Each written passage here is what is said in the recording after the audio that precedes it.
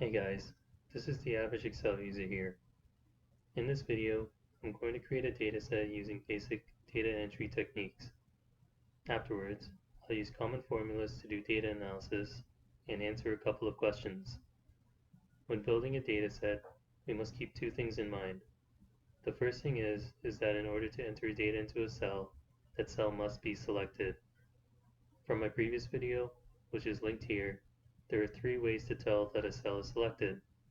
The first way is to locate which cell has this green border around it. The second way is to look at the name box to see what address is currently being shown. And the third way is to find the column and row that are slightly shaded. Now I know this is obvious, but from first-hand experience, when there are a lot of colors and data in a worksheet, the chance of losing your spot is surprisingly high. Okay, so the second thing to keep in mind is that if you enter any data into a cell that contains data already, then you will overwrite what is currently in that cell. So for example, if I have the word apple in the cell and I begin to type over it, you'll see that I start to overwrite the word apple. Sometimes you can catch yourself in the middle of doing this, and if you're in this situation, you can press the escape key to revert back. However, if you do end up writing over it, you can press Ctrl Z to also revert back.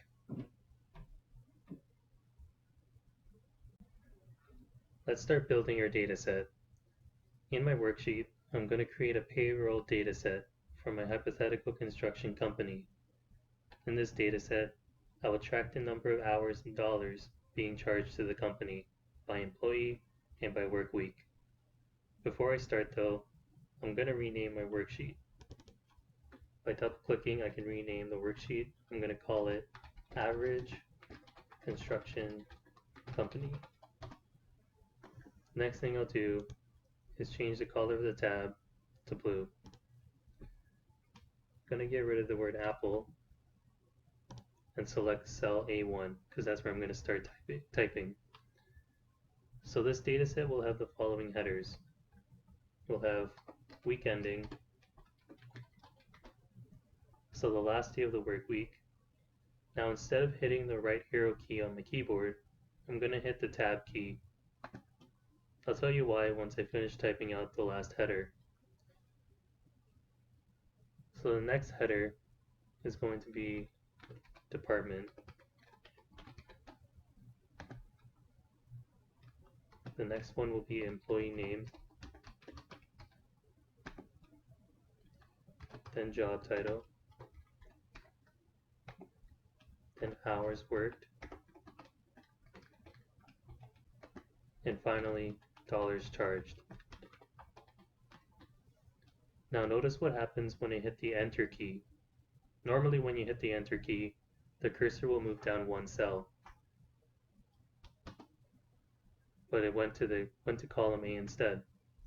Now the reason that the cursor sends me back to column A is because Excel remembers what column you started hitting the tab key from.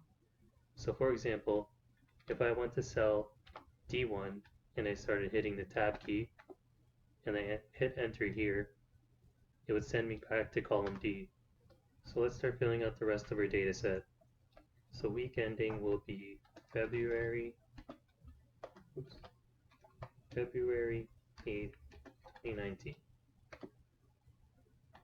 And the department is my engineering department. The employee name is Joe Smith. The job title is engineer. He worked 40 hours and charged the company $4,000. So this next charge will have the same week ending date, so I'm going to copy and paste the above. Now notice what happens when I type the letter E. It starts to autofill the cell with the word engineering because I have already typed it above. So I don't even have to finish typing out the word, I can just hit the tab key. Now this person's name is Nicholas Hill, and he's also an engineer. He worked 40 hours. He charged $3,000. Next person is from my procurement department. Her name is Grace Donald, and she's a supply chain specialist. She also worked 40 hours and charged the company $3,000. Okay, I'm going to fill out the rest of this data set on my own, and I'll show you the finished product.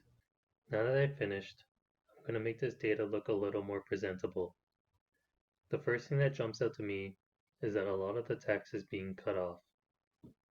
This is because the columns aren't wide enough to show the text. Now there are a number of ways to adjust the column width, but my favorite way by far is to double click this area between two columns, like that. I'm going to do that, but for all the columns. So I'm going to click this area up here, which selects all the columns and all the rows, and then I'm going to double click the area between two columns.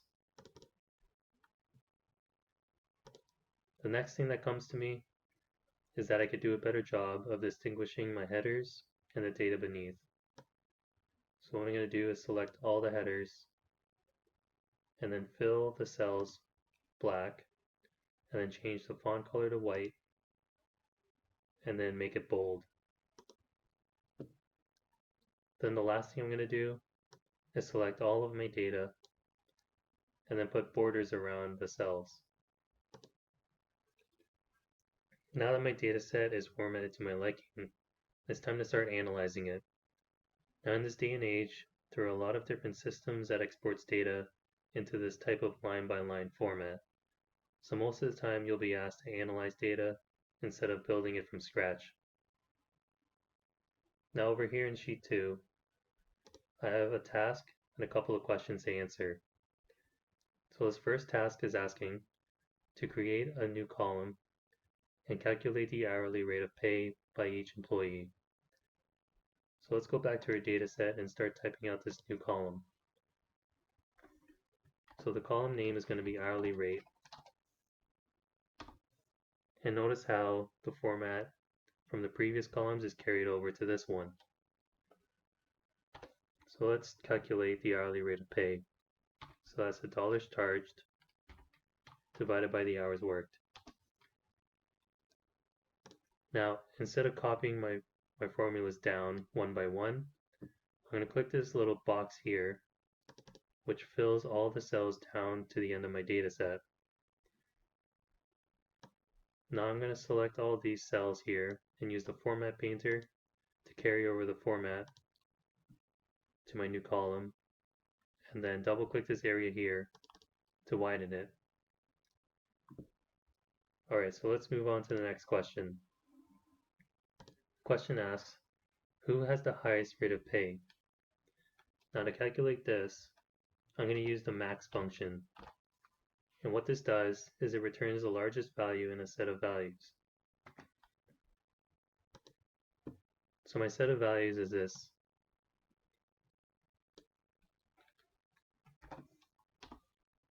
So $150 an hour is the highest pay.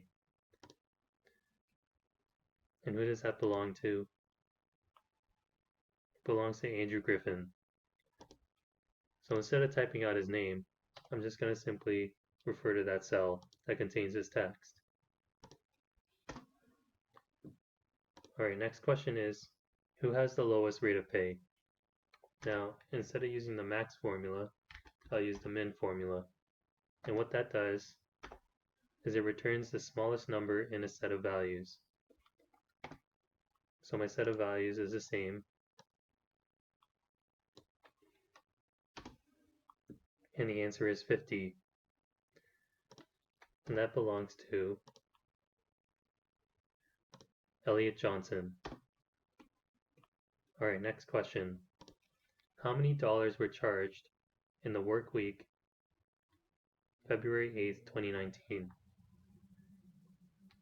So for this question, I'm going to use the sum formula.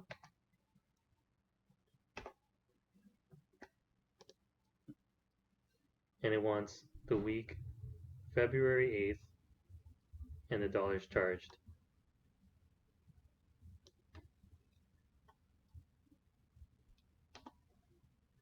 So the answer is $27,500. The next question asks, how many hours were worked in the work week of February 15th, 2019? So for this one, I'm also going to use the sum formula, but I'm going to sum this cell range instead. And the answer is 280.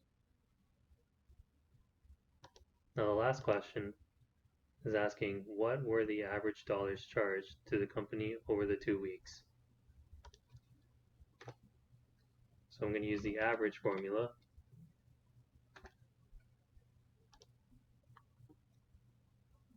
And this is my cell range. So the average dollars charged was $3,929. So that's it for this video. Thank you for watching. If you like this video, please hit that like button and subscribe to see more videos in the future. See you in the next one.